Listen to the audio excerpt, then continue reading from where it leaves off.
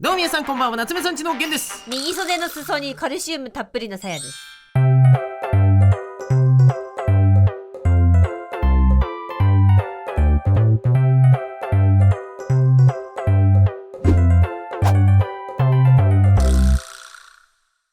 ということで今回ですね、こちらでございます。何て書いてあるでしょうか。誰？テーマは何だと思いますか？秋の味覚。正解？キノコ。違うんかい。ということで今回こちらです。こりゃ見逃せねえな。デジタルアナログって書いてある。こっちよ。確かに見逃せねえかもしれないが、今回やっていく企画はこちら。じゃん。アナログ絵師の妻、24時間デジタル練習したらどれくらい描けるようになるのか。乗っかってこないんですか今日は。ふーってこないの。じゃあこっちにしよう。デジタル絵師の夫、24時間水彩練習したらどれくらい描けるようになるのか。なるほどね。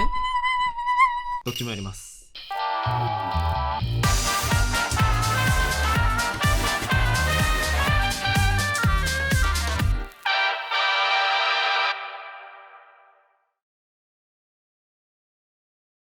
はい、はい、ということですが、私に対する見逃せないさは文言も見たけど、はい、でも、はい、見えましたね。ゲンさんのやつすごい楽しみですね。そう実は僕たちって大体みんな知ってる方も多いと思うんですけど、僕が普段はデジタルイラストメイン、アナログで描くことってほぼないの。いやそうだね、がっつり色塗りをしたりとかはあんまりないかもね。あんまりないね、っていうので僕はちょっと水彩絵の具に24時間チャレンジしてみたいなと。で逆よ、さやのデジタル絵をこのねもちもち夏目さんち以外よ、こいつらよ、こいつらダメ、こいつらじゃなくて、こんなねもう2秒で描けるこいつらじゃなくて、デジタルで描いたいつものさやのこういう絵ね、こういう普段水彩で描いてるこういう絵、このぐらい描く絵をデジタルでさやが描いたところ僕は見たことがほぼない。着彩仕上げは基本的にアナログでやるんだけど、それまでをデジタルでやってたりとかするんだけど、仕上げってなるとやっぱなんかさ、いろんなさ、なんかこの機能があの機能がみたいなさ話になってきて、なんかそれにすごい苦手意識があって、だったらレイヤー1枚ですしってなっちゃってでも今回ね、やっぱりこういう時ってもうやらなきゃいけない状況に追い込まなきゃいけない。留学先に行ったらもうその英語喋るしかないみたいなね。英語圏行ったら英語喋んなきゃいけない。そうわ、なんかすごいコンパクトです。いい感じのパソコン出てきた。日本 HP さんから案件をいただいたらデジタル絵を描かないわけにはいかないということで案件でございます。ありがとうございます。以前ですね、ライブ配信でもご紹介したのを皆さん覚えてますか？さやじお壁紙みたいな。そうね。あの時ちょっとね、さやさん逃げたね。逃げたね。さやじおにね。ちょっとだけね。ちょっとだけね。いやでもあれはあれでいい壁紙できたんですけど、今回またお仕事いただきまして、前回ゲーミング PC だったけど、今回クリエイター向きノート PC ということでこちらです。このさやじおより小さい。本当に確かにこれ A3 より小さい、だいぶコンパクトなんですけど、こちらが HP-NB-X36014 っていう PC になります。そう、川に逃げたね。はい、コンセプト、なりたい自分を起動しよう。あー、かっこいい。なりたい自分、デジタル絵描けるようになりたいでしょ。ずっとね、なんかデジタル作家さんの絵を見てはね、こんな可愛い綺麗な絵描けるようになりたいなって思ってた。もしかしてそんななりたい自分になれちゃうかもしれない。24時間かけて24時間かあれば、もしかしたらダメになった話はいや本当に。でも24時間ぶっ通しじゃないよ。まあいろいろとこうね、こまごまお仕事挟みながらから、なるべく他の撮影だから、要は今から1本の動画としてはこの動画で検証結果をお見せしますが、他の動画でも夏目さんこれ検証してる可能性があるんで。いやだってもう縛りをもう課さられちゃってるから。なので今回ね、こちら日本 HP さんがいただいたこのノート PC エンビーね、こちらにはね、もうインテルコアウルトラ7プロセッサーに3つの専用エンジンが搭載されてて、グラフィック性能も最大2倍になってると。そして消費電力が最大 25% カットされてたり、 AI の効率性も最大 70% 向上みたいなところで、もうかなり、スペックがね、そうなんですよ。しかも軽い。めっちゃ軽くて、まあいろいろこのノート PC 高性能なんで、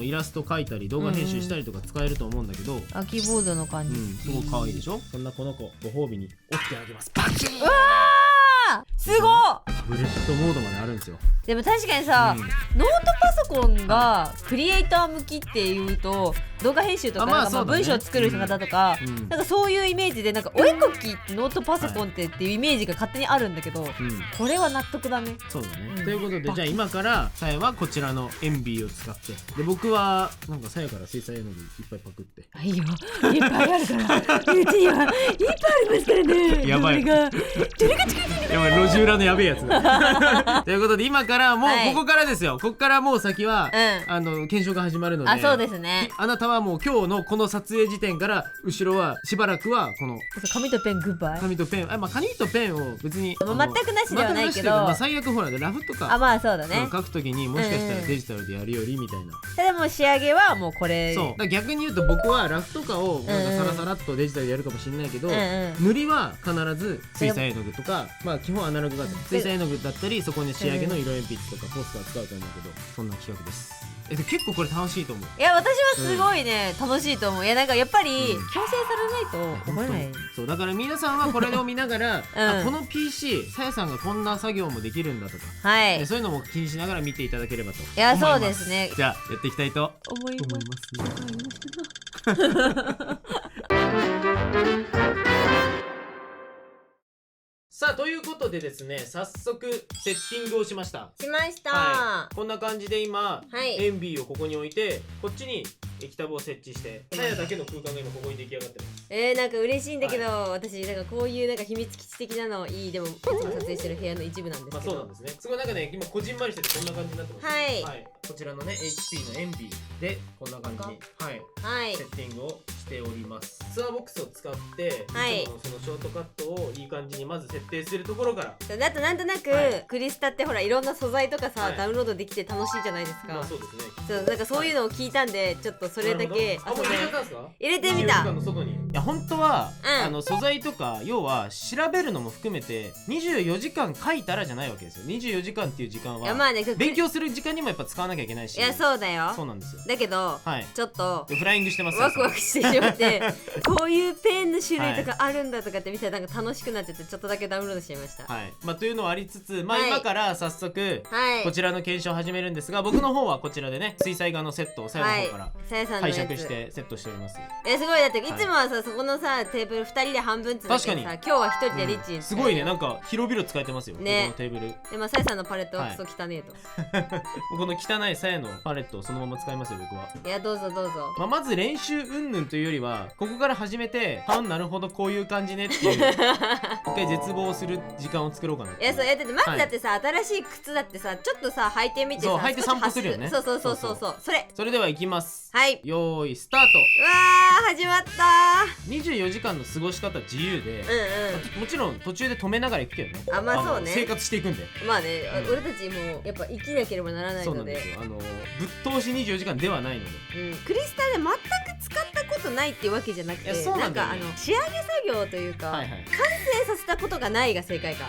なるほどね。確かに僕はあれですよ、逆に言うと水彩画で中途半端に描いたことあるんだよね実は。結構だからさやさんのが振れ幅あると思ってるので、今回の企画の振れ幅ってさ、ほぼゼロぐらいの気持ちの人のがさ振れ幅ありそうじゃん。確かにね。どうなんだろうね。完成させたことないのとさ、色の捨てただけだと結構でかいよ。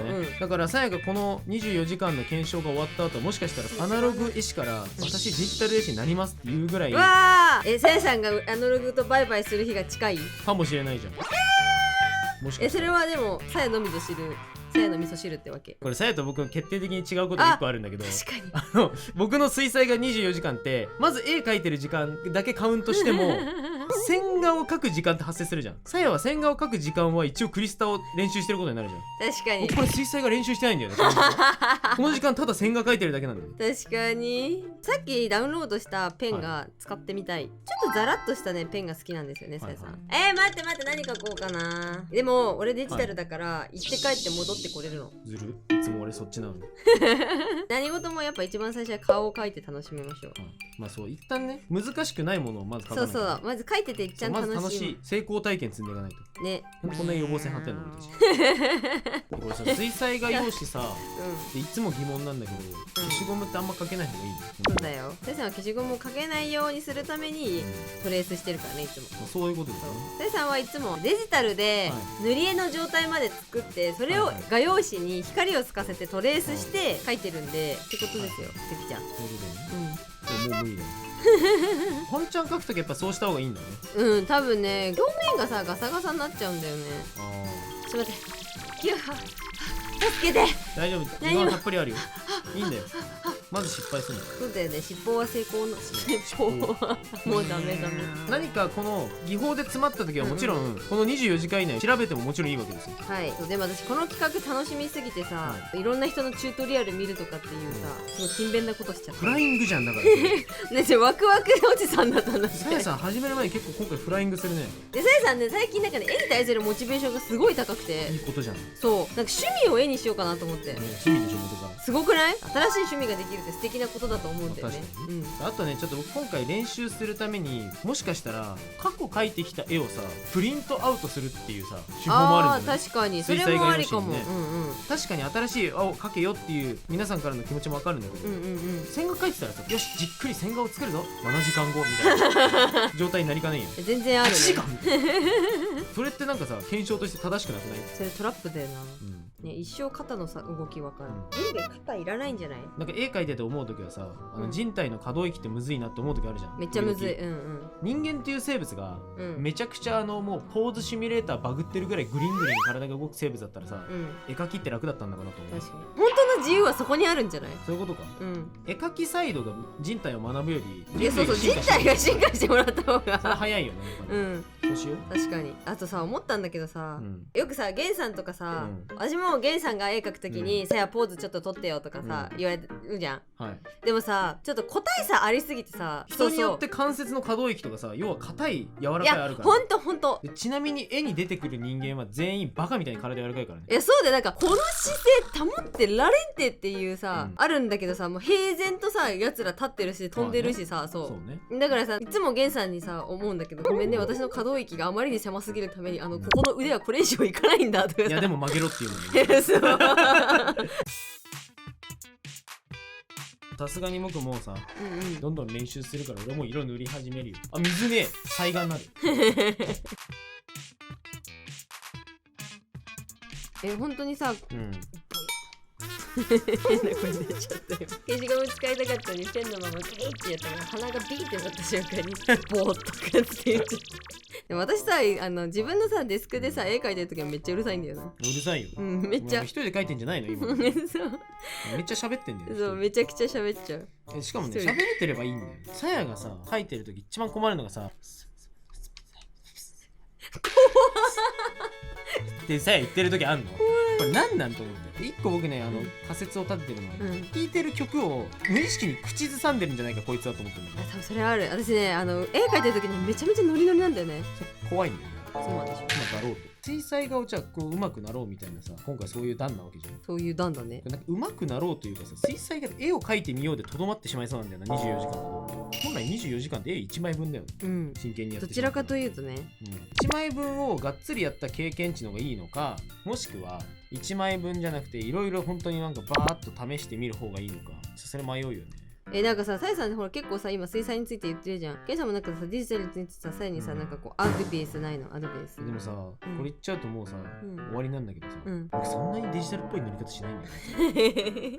パッと見デジタルっぽい色は使うんだけど、塗り方はアナログ時代の感覚を一生引きずってる気がする。じゃあアドバイスゼロ？もうゼロだね。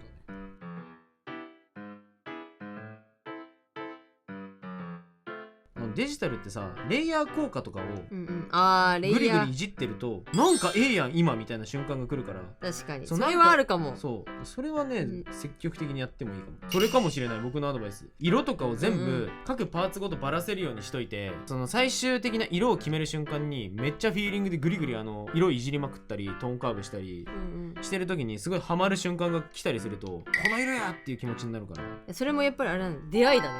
そうだね。それを狙って出せりゃいいんだろうけど、それを狙って出すのがみんなすごいんだな。きっと。よし、とりあえず一旦これでいこう。一旦これを線画とさせていただこう。あ、間違え、うんち。白ってない？白あるけど、基本的にハイライトの入れるところ以外は全部抜いちゃう。塗らないっていう。はあ、それは流儀？さやの？それとも水彩画界隈の常識？いやでも結構あれなんじゃない？多いんじゃない？塗らないって人の方だからあれ、マスキングインクってやつがあって、色をのせたくないところにあらかじめゴム塗料みたいなやつを塗っておいて、そうそう。で後から剥がすみたいな。塗ってから剥がすとそこだけ色が乗ってないよみたいなのができるから、そういうことなんじゃないですか？ちゃったよ全部。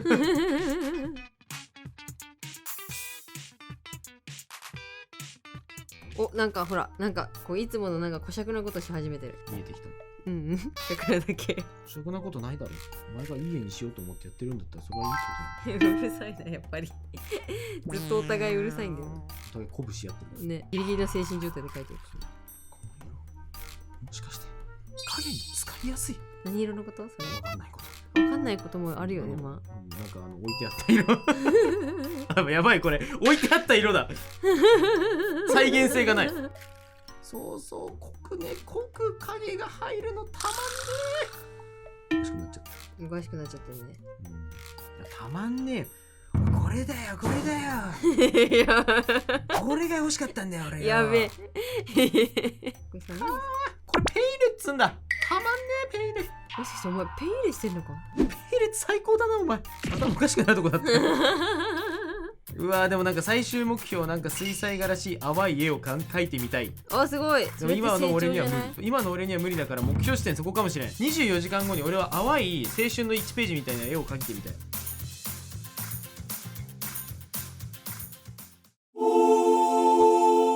はい、ということで今時間で言うと1時間52分、約2時間。わあ、2時間ももう2時間かかっちゃってる。まずい。まずい。もうここから頑張ります、いろいろと。ここがスタート。はい、せーの、ドン。ということで今ちょっとさやさんのから見ていいですか。じゃあ、はい、見てください。はい。おー、はいはいはいはい。なんかデジタルで塗ってるね。もうレイヤー効果を使ってみました。ほう、咀嚼にも。なるほどね。はい。キラキラしてる。そう、なんかキラキラしてる感だけうん出せば、なんかやらないかなと思ってちょっとね、はい塗りが気に入らなすぎて。だいぶやり直してたもんね、そもそも線画から。そうてかもうやっぱね、線がむずいな、線の練習が急務かもしれん。なるほどね、デジタルって全部自分で選んでいくとこから始まるじゃん。確かにそこ難関だなって思ったわ。なるほどね。いやでもなんかいいじゃないですか、スタート地点としては。はい、ほら見て、ちゃんと花見でしょ。花見だわ。この花びらをピラリって2枚散らせることによって、あ、桜が咲いたキュンってなってる男の子っていう意味ですね。これなるほどね、これはいセーラー男、そう、セーラー男、セーラー男子ね。なるほど、まあ、はいとりあえずさやさんはザクザクっと、まあ、はい実際作画で言うと、まあ、いろいろ調べたりしつつ、まあそうだね。1時間ちょいか。そうだね。最初30分の結構やり直したりとかもしてたから。そうだね、今経過時間としては2時間ぐらい経ってるけど、うん。さやはまあ実質まだ1時間ぐらいしか書いてないと。はい、まあね。これやばいね、24時間って全然ないんだ。ということで僕の方がですね、はい、見たいです。はい、僕の方はこちら、ドン。ドンと。めっちゃいいじゃん。嘘、マジ？めちゃめちゃかっこいい。でも確かにゲンさんが普段欲しいギャンさは、そうやっぱりないよね淡い水彩だと出ないんだけど、でもなんかまあでもそう濁りとか、地味な色をこう渋い感じに混ぜていくのはちょっと後半楽しくなってきてた。いいと思う、すごく。これもテーマ花見なんですけど、あ、そうなんだ、そうなんだ。花見ですよ。よく見てよ、ほら。花あった？ちょっと周りになんかさぼんやり花あるじそういうね、こう個人の解釈に委ねるタイプの花ね。ゃん。あ、そういうことですよ。はい。しかもこう地球にはないタイプの花、ね。あ、そうそうそうそう。いやだから分かんなかったな。うんちょっと地球育ちだからごめん。自分の常識で物語んないでほら。ごめんね、厳しい厳しいなんか。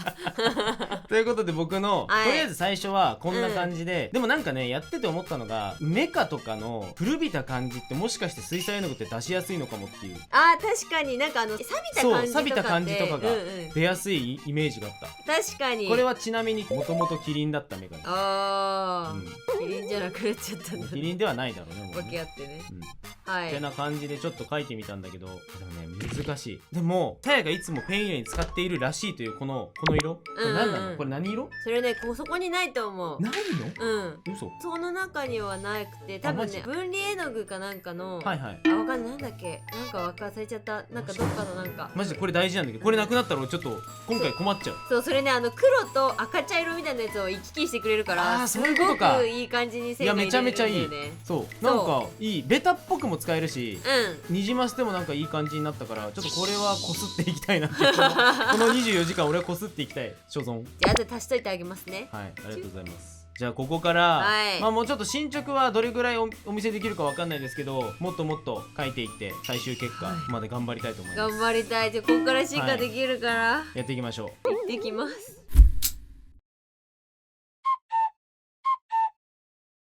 はい、ということでですね、はい。今最初の2時間プラス、実は落書き部屋の方でも絵を描いてて、はい、それで2時間もう使って、でさらにその後今線画描いたり、さやもなんかいろいろペンの設定いじったりとか、調べたりとか、そうちょっと線画いじったりして、で2時間使いましたまた、はい、で残り18時間です。おー、残り18時間、まあいっぱいあるなと思うんだけど、つい先日出した、はい、このポスターカラーチャレンジの動画あったじゃないですか。これだってこの絵で正直合わせて12から14時間でしょ。待って、あなたあれを水彩画とカウントするんですね。あれ水彩画ってカウントしていいの俺。いや、まあでもあれは水彩っちゃ水彩だよね。終わったじゃん、じゃあもうあれ10時間以上かかってるから。待って、やった。待って、違う、やめろ、一緒に歩もう。だってさ、だってさ、待って、ポスターカラー一緒に歩みましょうよ。ポスターカラーチャレンジってさ、この検証の間にやっちゃった。あれ、いや、そうなんだよ。あれ待って、僕あれ水彩画か。ポスターカラーチャレンジで僕の水彩検証が進んじゃってるってこと、僕あと6時間しか描けないの。うわー、いやちょっとでもなるべくさやに合わせて残りの時間やるけど、検証的にはもう範囲としてはあと僕は6時間しかないけど、まあ書きはするよっていう、いっぱい書きたいから一緒に書こうよ。とりあえずね、孤独にしないでよ。ごめん、すっごい忘れてた。ポスターカラーが水彩絵の具だということを忘れてたわ。まあいいや、とりあえずさやはあと17、8時間どれぐらい成長できるというか、どれぐらい意識が変わるのかっていうところまでですけど、さやのねデジタルで仕上げた絵って見たことないからな。いや、そう、ちゃんとね、ちゃんと仕上げた絵は見たことないから、実際本当に描いたことないんじゃない？ないよ。だってなんか、やってみようって思いつつも心折れてきている人生なので、じゃあまあ行きますか。行きましょう。で今回ね、ちょっともうね、さやさんの画面にもね、ちょっと下書きみたいなのが載ってるんですけど、これ昔この動画懐かしい。そう、鉛筆一回も削らないで描けるのかチャレンジした時のイラストをちょっとデジタルリメイクしてみようかなと思って、おー、いいね。はい、ちょっとあの時の絵を持ってきました。あ、いいね。そういうこともできる、ね、やっぱこれ鉛筆だけで描いてるとさ、デジタルでカラーがつくとさ、やっぱ違う絵になるかなと思って。確かに。あ、で、そう、その話もあって、僕も昔デジタルで描いた絵、線画を水彩画用紙にプリントアウトして、ちょっとなんか色塗りでもしてみようかなと。僕はもうここから娯楽の時間ですよ。だから娯楽の時間だって検証時間終わっちゃったら娯楽でしょ。こいつなんかねえ、そう思ったら楽しくなってきた。いや、なんかさ、夏目さんちがお絵描きチャンネルとして発信した、あの初期の頃の絵をリメイクするっていうのをもっとやりたいなと思って。確かにそれもやってみたいね。そう、自己肯定感上がるじゃん。ちょっとは、ね、ちょっとはやったよね、少しは上達したかなみたいなさ、なんか分かるわけじゃん。それは僕もやってみたいかも。そう、それの一環ですよ今日は。あ、そうなんだ。これはチャレンジです。なんかね、てかさ、実際僕ポスターカラーチャレンジやっぱりあれ検証の一つだったかもしれない。なんかさ、筆で何かを描くということに対して今抵抗がなくなっている状態。素晴らしいじゃん。むずい。わかんない。待って。でもなんかね、こういう時ってね、大体ね、先入観っていうのが良くない。レイヤーを分けねばならないとかさ、そういうのってさ、実はさ、邪魔なんだよね。その考えは邪魔。でもね、レイヤーを分けた方がいい。それはそう。俺は知ってる。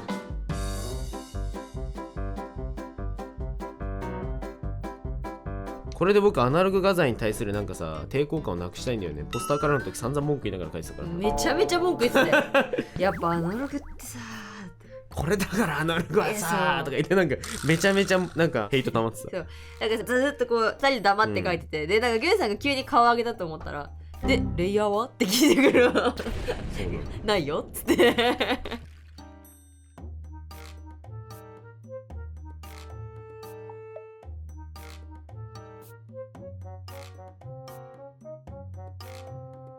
はい、ということで、まあまた1時間ちょい経ってるんですけど、はい、どうですか進捗さやさん。そうですね。もうなんかさ、いつもさ、アナログで描く前にデジタルで線画を作って、それを画用紙にトレースしてってやるんだけど、だからデジタルの時点では結構なんかもういろんなところにこう糸のゴミみたいなのがさ、ピピピってついててもさ、まあこれは後で鉛筆でトレースする時には描かなくていいだけだから消さなくていいやみたいな感じなんだけど、今回って違うじゃん。もうこれがさ、本番の線画じゃん。まあそうだね。もうゴミだらけすぎて、その上にペン入れすりゃいいね。この上にさらにペン入れ、あ、そういうことか。それすごくないですか？終わんない。あと待って、ごめん、ちょっと30年ぐらいもらっていいかな。ということで、僕の方はこんな感じで、水彩画プラス色鉛筆の女の子がかけて、あと1個ねこの黒いとこにはこのさやが全然買ったのに使ってなかったこれを使っちゃいました。この木の実絵の具ジュワーってしていい色になりましたね。てなわけで、残り時間もまだは全然わずかではないので全然少なくはなってないはい、じゃあこっからはちょっと多分検証の様子、あと十数時間分を、タイムラプスとかでお見せしていければなと思いますので、はい、今までやってきた概念とやっぱ違うからね、やっぱ先入観を捨てて先人に習って、頑張りたいと思います、じゃあちょっと検証やっていきましょう。いきましょう。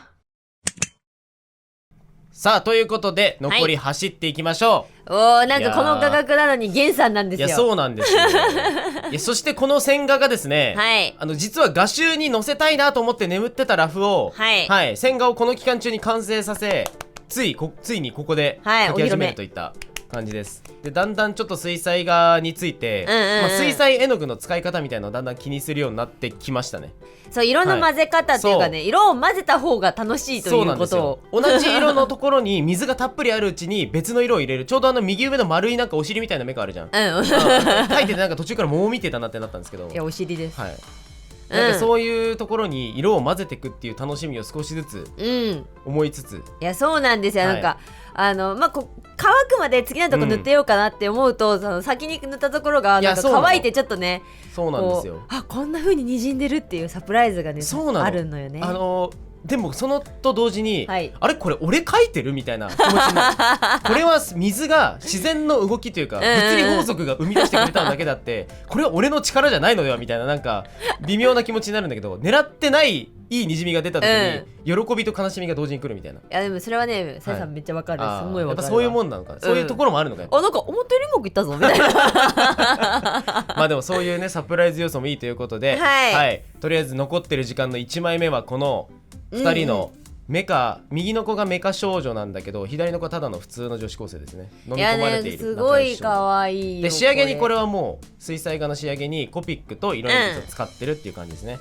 やっぱりなんかね画材合わせるのはね、そう楽しいですね。水彩でバーッといい感じのベースを塗った後に色鉛筆とコピックで仕上げていくのはかなりね使い勝手がいいというか相性が良くて、なんかいいねこの色鉛筆の使い方がお化粧な感じが。そうてかね本当になんか化粧してる気持ち、これ本当は良くないんだろうけど、ということでこっち、残りの時間もうギリギリ粘ろうということで、ポスターからチャレンジをなかったものとしてくれるならこれの1枚も入れさせてほしいあれを入れてしまえば時間が、ね、終わってるんですけども、これはだからボーナスタイムというかおまけとしてみてください。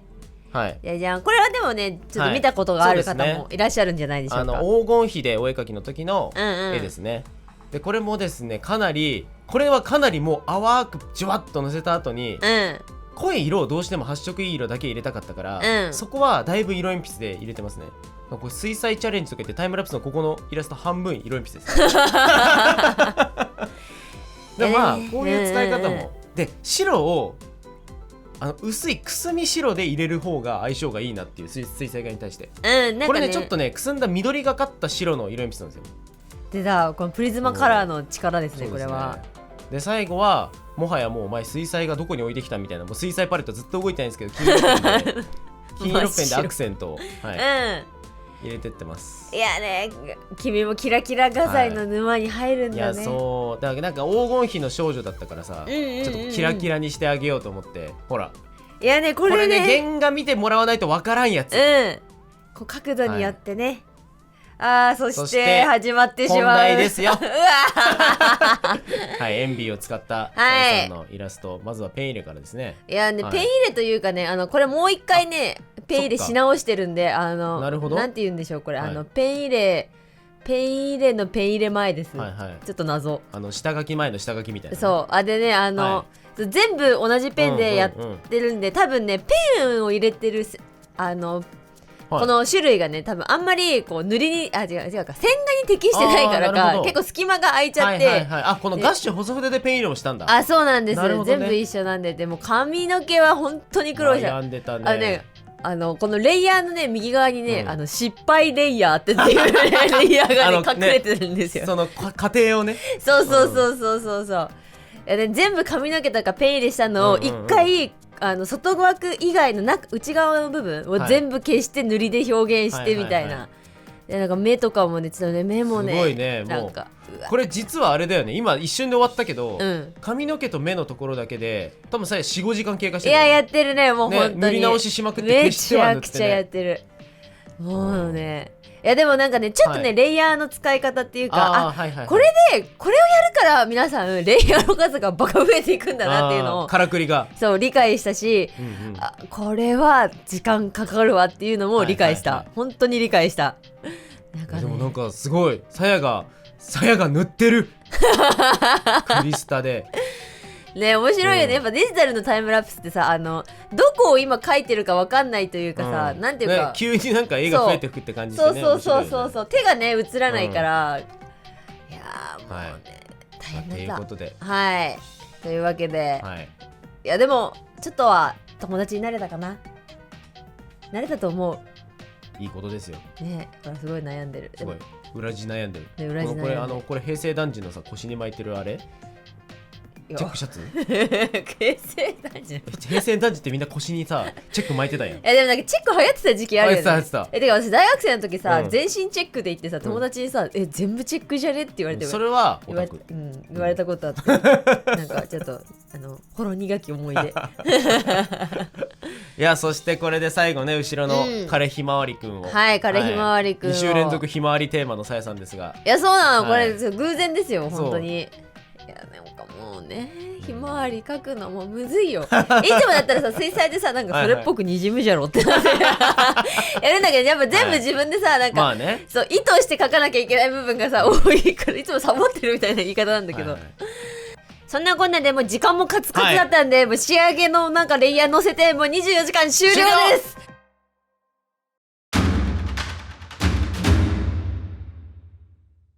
ということで24時間終わりました。なんかさ、パラちゃんが生まれるというか、さやが妊娠してから初めて耐久しませんでした。本当よね、なんかもう登山終わったぐらいの疲労感すごいんだよね今。こんなに長時間検証で1本の動画に絵を描いたのは久々かもしれない。いやもう本当に体力の衰えを感じて絵描いてるのに息切れするっていう。いやもうほんとちょっとぶっ通しで24時間徹夜で描いたとかじゃないので、それは皆さんご安心いただければと思うんですけど、ということでせっかくなのでこの使いましょうよ、これを。ほらタブレットモードね。でこれしかもね、ここのキーボード反応してないんで、これめっちゃ大事ですよ。じゃあ触れちゃっても大丈夫なんだね。大丈夫です。今回こちらまず一番最初、我々2人とも一番最初これでしたね。なんか手探りで2時間やったっていう。でも24時間でそんな変わるかなって結果思ったんですけど、ちょっと変わったかもっていう。見てほしい。変わりましたよ、私すごい試行錯誤したから。まず最初これね、僕はもう本当に何も考えずにとりあえず適当にやったと。でもこれはこれですごいいい感じだけどね、水彩画ってさこれしなきゃいけないみたいなのさ絶対ないからさ。まあね、それで言うと別にデジタルもそうじゃん。でもこの段階からなんとなくどういうことやりたいのかなみたいな空気はありつつ、じゃあここから次なんですけど、この次が実はまだ出てない多分動画になるんだけど、落書き部屋の撮影で2時間やったんですよ。そうですね、のがこれになりますね。何の動画で撮ったかは皆さん後で出た時に見ていただければと思うからさらっと流しますと、これとじゃじゃん、これとこれ書いたわけです。ちょっとこれの詳細はまた後日出るので、でこれでも3枚でしょ。でさやさんはちょっと24時間の中でこの子とこの落書き部屋のこの検証のやつらと、あと最後に1枚あるんですけど、そこに全てのエネルギーを注いでとにかくさやは練習してた。いやもうそう、とりあえずチュートリアルの動画とか見て、あこういうレイヤー効果があるのかっていうのを見て、最後の1枚を試行錯誤の中で使ったので、さやさんのは4枚です。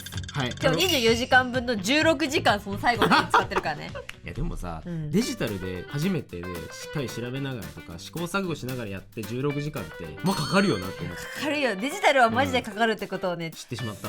恐ろしい。普段のこのねもちもちしたこの絵とはまたわけが違いますからね。わけが違いますよ。いやでもよかったっていう経験なんですけど、僕はちょっと先にこれちょっと動画の中でも一瞬触れたんだけど、これを皆さん的に審議してほしいんだけど、これ先週出た動画ね、これ水彩画なんですよ。ポスターからもちょっと水に溶いてやるんで、一応水彩画判定を食らってしまったら12時間終わったんですよこれで。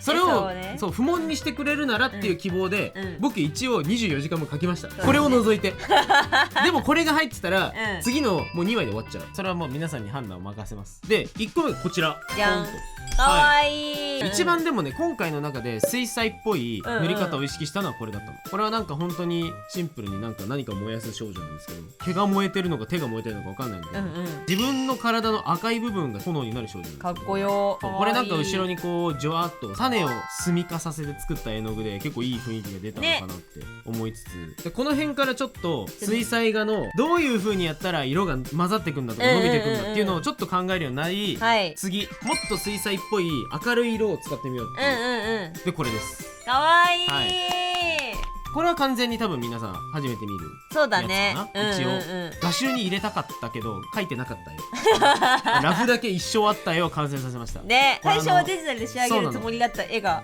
今回アナログで仕上げるっていうことになったので、初めて日の目を見たという。かわいい、女の子同士なんですけど、これはメカで飲み込んでこようとしてる子ですね。この子は普通の子。あ、その子は普通なんだ。この子は全然普通の女の子なんだけど、この横の子は明らかに普通じゃない子で、こうなんかでなんかこの子怖っ悪気はないよ。悪気はない。その音怖すぎるんだけど好きなだけだから。そういう。特に性別は分かんないんだけど、で怖いってで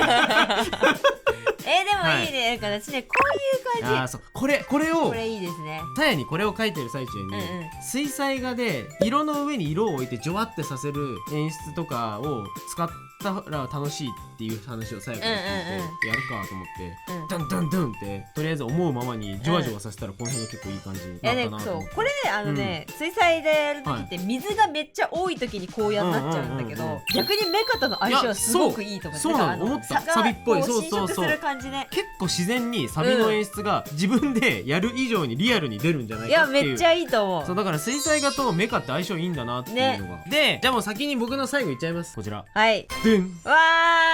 これね皆さん知ってる人は知ってる。昔から見てくださってる方は多分ねご存知の絵だと思うけど、でもだいぶ印象違うよこれは。これ何かっていうと、黄金比を使って描くみたいな企画で、思いっきりこれ見よがしに黄金比使ってるっていう子なんですけど、でこの子をだいぶ色味を変えて、黄金比の子なので水彩画で塗った上に金色で仕上げというかアクセントをのせるっていうアナログ画材ですよ。アナログ画材っぽい仕上げをしてみたいということで、これも今回描きました。めちゃめちゃおしゃれです。僕の24時間で、ただ、ポスターからもお前水彩画やんけっていうツッコミが入ったらこの子は消えますこれも含めると完全に24時間もはみ出るぐらいになっちゃってるから。頑張ったね。24時間はみ出るぐらい。でもすごい楽しかったね。もう最高でしたよ。いやこれちょっと目覚めちゃったなってずーっとねゲサガで言ってたからね。めしめって感じじゃないデジタルで線画をやって、水彩画用紙にこれプリントアウトしてるんですよ。そうね。デジタルでどうしても線画だけはやりたいと思って、これも線画はデジタルなんですよね。で上から水彩で塗るっていう、これね楽しい。ゲサが目覚めてくれて私はホクホク。この最後に書いたこれで、ちょっと自分のやりたい足がかり一歩目ぐらいまで来た気がする。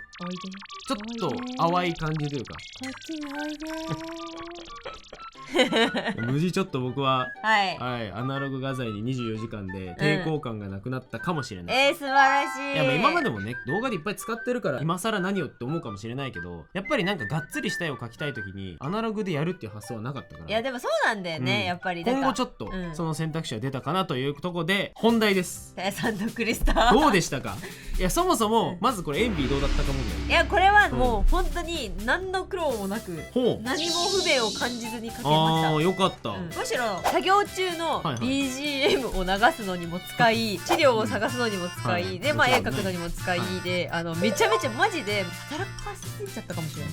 でも正しくノートパソコンとして使えたというわけなんですけど、でもねそんだけね結構まあねタスクとしてはねマルチでいろいろアプリ裏でね動かしてでフルでちゃんと今回はねレイヤーもきっとさやは使ったはずなんで、どうでしょうかね。完成のイラストこちらいきます。ベンでででんわさやさんデジタルデビュー。デジタルめっちゃいいじゃん。すごい。なんかさやがデジタルイラスト描いてる。おもろ。いやもう大変だったよ。いやねこれねそもそもねねアイディアはね昔そう描いたイラストを元に描いたんですけど、アイディアだけで、ほぼ最初から描き直して、デザインも結構違ってて、まあ普段アナログやってて、画用紙に描くから、画用紙って描くのに限界あるじゃない。デジタルってさ無限に乗るからさ、あれなんか私2時間ぐらいもここ塗ってねってなって、そう髪の毛だけでなんか 3,4 時間悩んでたもんね。髪の毛はね3回ぐらい塗り直して、で1回やって違うなっつって、まあ、人気ゲームのイラストとかを参考に一からやり直してとか、そうそうそう研究してみたりとか、そういろんなねこう YouTube でレイヤー効果おすすめとか、こういうのを仕上げでやってますっていうのを紹介してくださってる方の動画見て、同じやり方試してみたりとか、ペンはクリスタに入ってるガッシュ細筆しか使ってないですこれ。そうそれだったもうだから24時間しかないから、とりあえずもうペン探してる時間がねえっつって、いやそうそうなんか良さげなやつで行こうみたいな。でもなんかすごいいい、好き。ありがとう。なんか僕普段がそんなにデジタルイラスト前としたデジタルイラスト描けてない気がするからさ。そうわかんない、僕の中でね。はい。なんかさやがすごい急にもうその領域に近づいて。ありがとうございます。いや疲れた。でもなんか面白いね。でもやっぱりさやの絵だね。あー本当？なんかデジタルになったらさやの絵っぽさってどこに行くんだろうみたいなってなんとか思ってたりはしたんだけど、水彩画っぽい塗り方じゃないとは思うんでね。そうじゃないん、全然。そうでもなんかザ・キャラクターイラストみたいな描き方をしてるから、ゲンさんとはちょっとタイプが違う絵は描けたかな。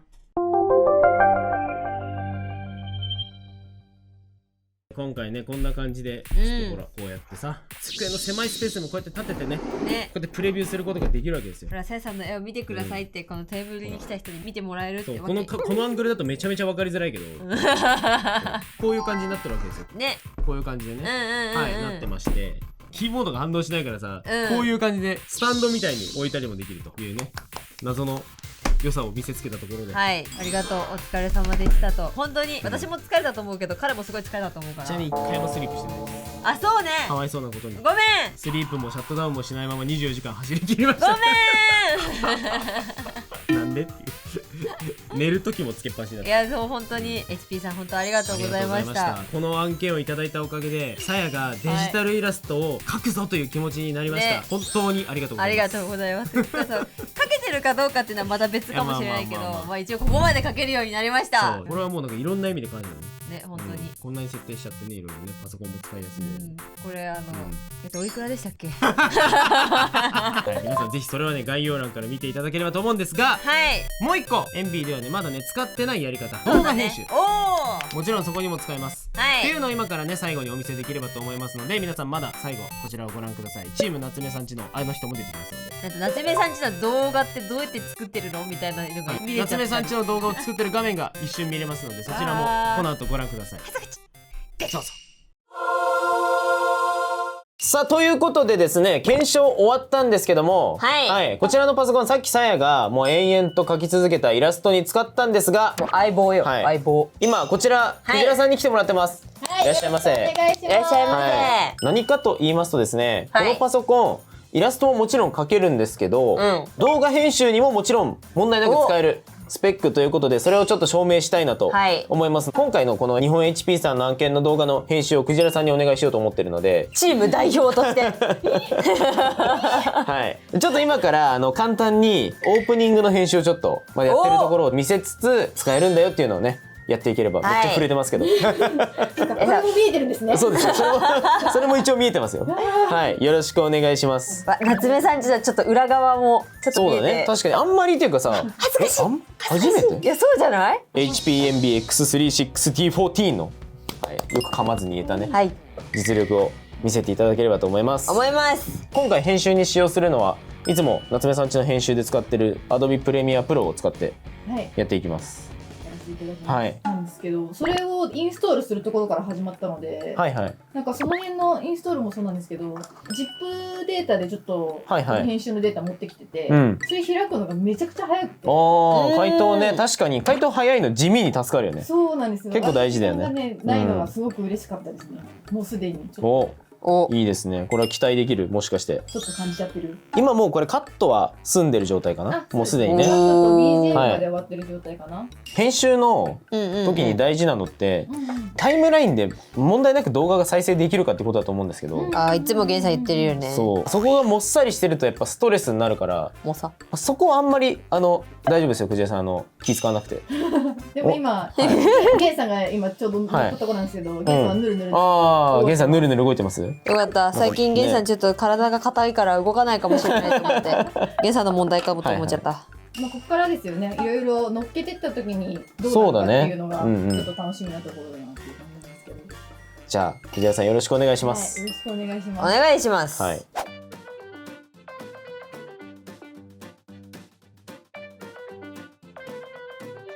どうです今。とりあえず、今カレさんのいつもの挿絵、挨拶のイラストが入るところまでやり終えたんですけど、おー、ありがとうございます。ありがとうございます。何にも問題なく、不快感もなく、でそれね、それなんだよ。多分ね、一番大事なのって何も感じなかったが正解なんですよこれ。要は編集に集中できたってことですよね。そうですね。はい。でもノート PC でやるってなるとやっぱ固まっちゃうのかなというか。そうだよね。ちょっとそのイメージあるよね。あるんですけど、全くそういうのもなくて、エフェクトの反映とかも早いし、本当に問題なく今のところ編集できてます。いいですね。でもここから問題のさやさんの今からさやさんが挨拶してしまう。そっか、さやさんが挨拶してしまう。さやさんが挨拶してしまうんよ。ってことはイラストが動くというか。確かにアニメーションっていうね、アニメーションを加えた時にどうなるかもちょっと見てみたいですね。はい。じゃすみません、そこもお願いします。はい、やらせていただきます。